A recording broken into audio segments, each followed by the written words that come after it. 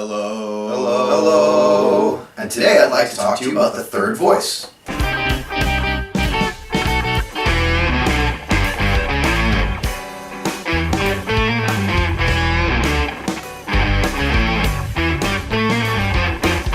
Okay, so today I want to talk to you about the third voice, and when I say that, I don't mean, voices like when a schizophrenic author titles their book Inside Voices. What I mean is the third voice on the Chapman stick. It's an instrument that kind of lends itself to what's called polyphony, or the ability to play multiple lines at the same time. It's got 10 strings, 2 dedicated sides, you've got 10 fingers, and 1 dedicated brain. So much like the piano or the harpsichord or keyboard or something like that, you can branch out and very easily play multiple lines at the same time. Let's not forget things like classical guitar or some advanced level bass playing. However, on any polyphonic instrument, playing more than 2 voices at the same time, really more voices than you have hands, becomes kind of a testament to your skill and is, in my opinion, a pretty difficult thing to pull off. So let's break down some of the, mystery, and we'll talk about some of the ways that I've noticed other people approaching multiple voices on the stick and how I approach it on the stick as well. So the easiest way to think about voices is, the different instruments in a band or the different instruments in an orchestra, right? Let's say a traditional rock band, you've got your guitar, your bass, your singer, and your drummer. And each of those is its own voice. Even though the singer is the only one using his vocal cords, musically each one of those instruments is going to act as its own voice and add an element to the sound as a whole. Now on a single instrument like the Chapman stick, you have to look a little bit more closely at the music. And it kind of comes out as, in my opinion anyway, a series of notes, often melodic or sometimes rhythmic, that work independently from other notes that are being played at the same time, that add either harmonic support, melodic support, or the melody, or add rhythmic support. Basically, on a single polyphonic instrument, you are trying to make up for the lack of other instruments there. And while the bass guitar might be playing one line that is different from the regular guitar, the 6-string guitar in a band, on a single polyphonic instrument you have to find a way to represent those two things with one hand. Or both, but if we're talking about 3 voices, then you're probably going to be using your other hand. It gets complicated. Voices, of course, don't have to be playing completely independently. Each voice can work together to make a bigger, larger thing. Like technically, a chord on a polyphonic instrument is a collection of voices, which is why you'll hear the way you treat the movements of notes from chords to chord, or from chord to chord, referred to as voice leading. So let's examine what this looks like on the stick. A single voice might be something like a bass line, and you might do something like, some Stevie Wonder.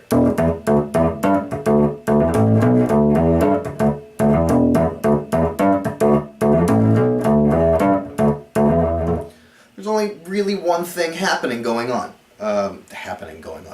2 voices has multiple options. For one you might have a bass line going along with a melody line, much like Wayne Shorter's Footprints. You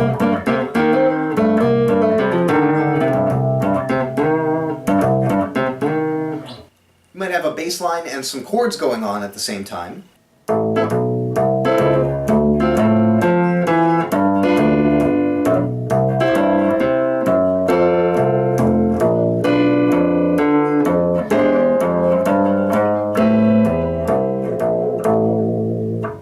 Or it could look like, chords and a melody at the same time.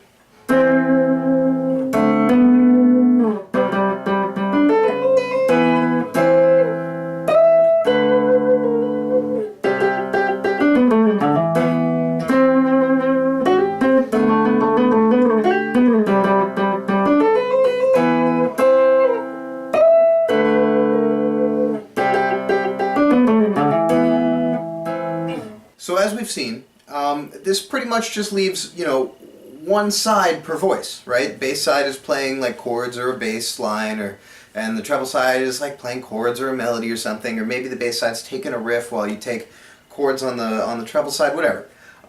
When we add the third voice, that means that we're going to have to split up one of these sides even further.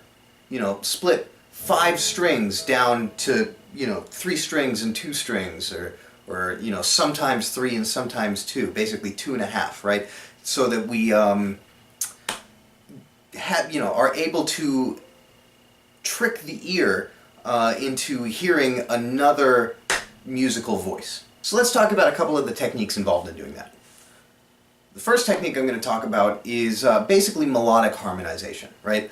Or essentially adding a harmony to the melody. You hear a lot of this with vocals. You know, somebody will be singing the root note, and then somebody will be singing the third. I think I did that in the intro to this video. And then all the way up to the 5th, and then the 7th. You know, that whole thing.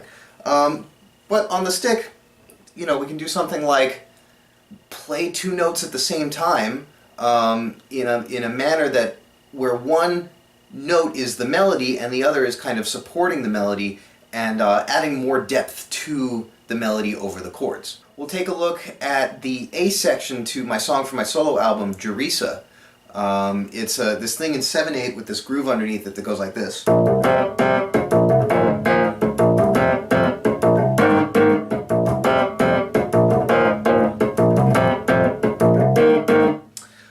And fun fact, Richie DiCarlo actually played drums on this for my album, so thank you, Richie. You did an excellent job.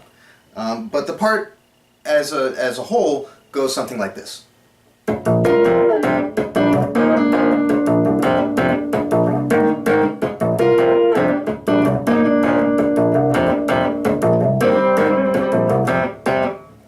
Like that. And what I'm doing in the melody here, what I'm doing in the groove is what I consider to be one voice. It's this kind of hybrid bassline chordal striking thing going on, right? And then in the melody, I've got 2 voices happening. Right? That's the melody. Da-da-bum-ba-dum.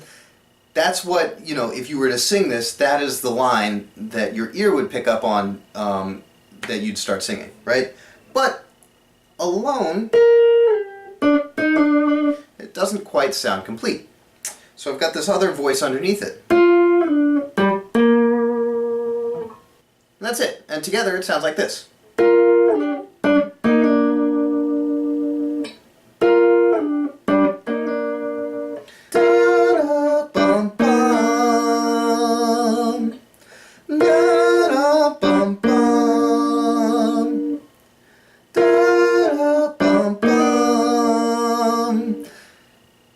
When I emphasize that voice, it doesn't quite sound as melodic, right? You know, as opposed to doing something like this.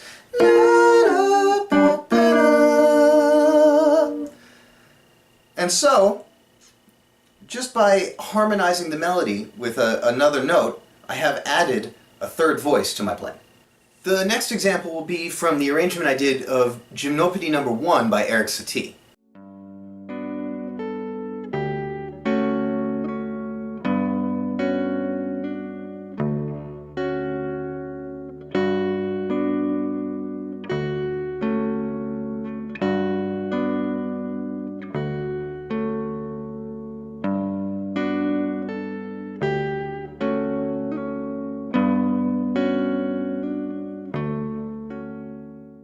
So taking a look at this, you'll notice that in the left hand, I've got just a single note per bar, right? 1, 2, 3, 4, 5, 6. 1, 2, 3, 4, 5, 6. And they go back and forth, and that's one voice. Now, the second voice, or really the primary voice, is going to be the melody. 1.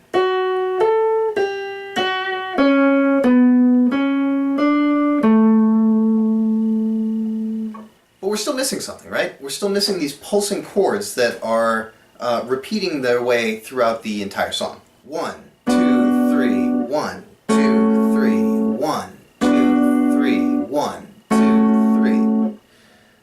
Now, I only have one hand and it's only so big, right? And the range of those notes wind up clashing together. So the way that I solved this problem was by basically just allowing the separation of the rhythm to denote different voices.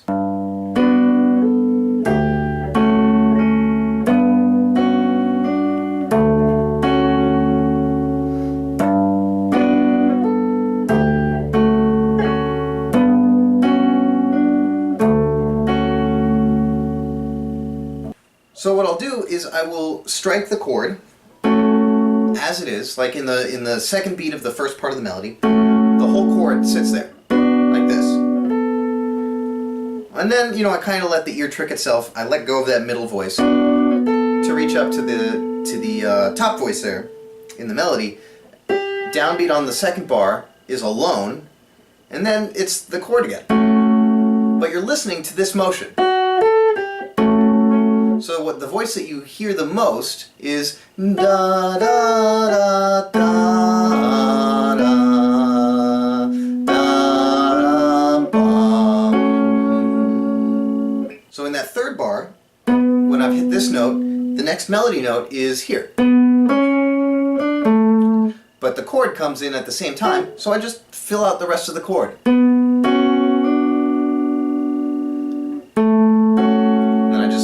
Last bar, I fill out the rest of the chord on beat 2. When you hear it all together, you're hearing da da da da bum bum. Whoops. Da da da da ba ba ba da bum. Or ba da da da da da ba da da bum. Another technique that you can use is separating the voices by their range. I do this in the beginning of Gef's song Macroaggressions, which will be coming out on our new album soon, where basically the treble side has one voice, this kind of like long pseudo-melodic, pseudo-chordal voice, all over B minor, or really a neutral B.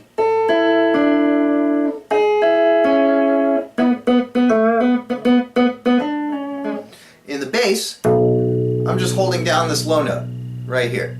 And this part actually employs the rhythmic separation as well. And then in the treble side, or I'm sorry, in the upper range of the bass, I'm doing these chordal hits, and it's separated by at least an octave, if not more. And it contrasts rhythmically as well with the low note, so it functions very clearly as a different voice.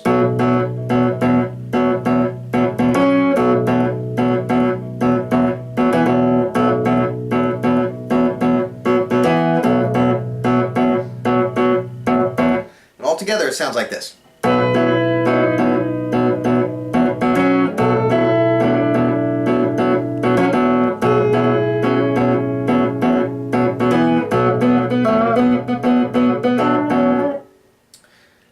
And you can very clearly hear low bass note, chords hitting, chordal melody line thing, and then, as an answer to that, I play that, and then as an answer, Tyler comes in with another like lower mid-range melody. So the range of these voices becomes very important and a big part of how they separate out. Another technique that I found useful is dividing up my fingers in a fashion like drummer rudiments, right? Or like a drum set. And I'll be referring to a stick tricks from a couple of weeks ago where I did exactly that.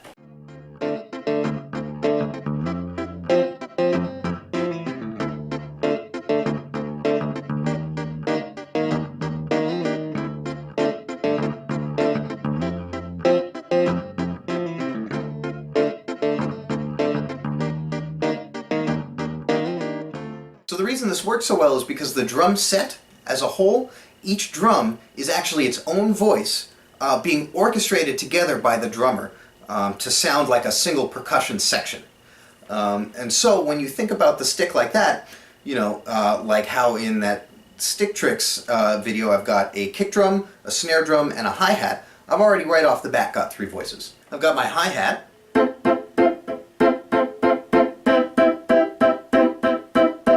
I've got my kick drum.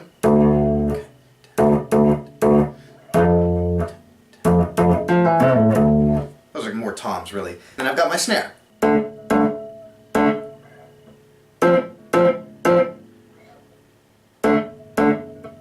And when you divide up the left hand and just listen to that alone, it's very kick snare sounding. You can really tell.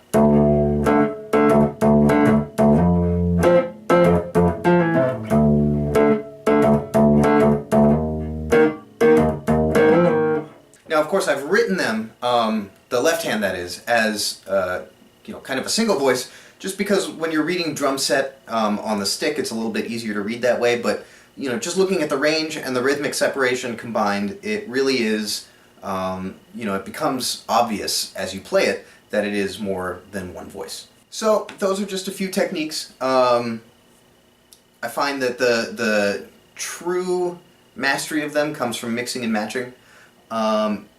You can see composers like Bach or Beethoven throughout history take and really push the limits of what polyphonic instruments and even monophonic instruments, one-voiced instruments can do. A classic example being Bach's cello suite in G major. That sounds like it's two voices just by the way that Bach jumps around on the range, and how he leads the voices in each part of the range. And you can take a look at some of Beethoven's work, or again Bach, as in some of his fugues, as he places four voices on a keyboard. And then you can take a look at a guy like Bob Culbertson, who takes that fugue, a four-voice keyboard fugue, and translates it onto the stick accurately. So I hope you find these helpful. Take these, try writing with them, try arranging with them. There are more techniques, like I mentioned, but we'll just start off here, and yeah, have at it. Keep exploring.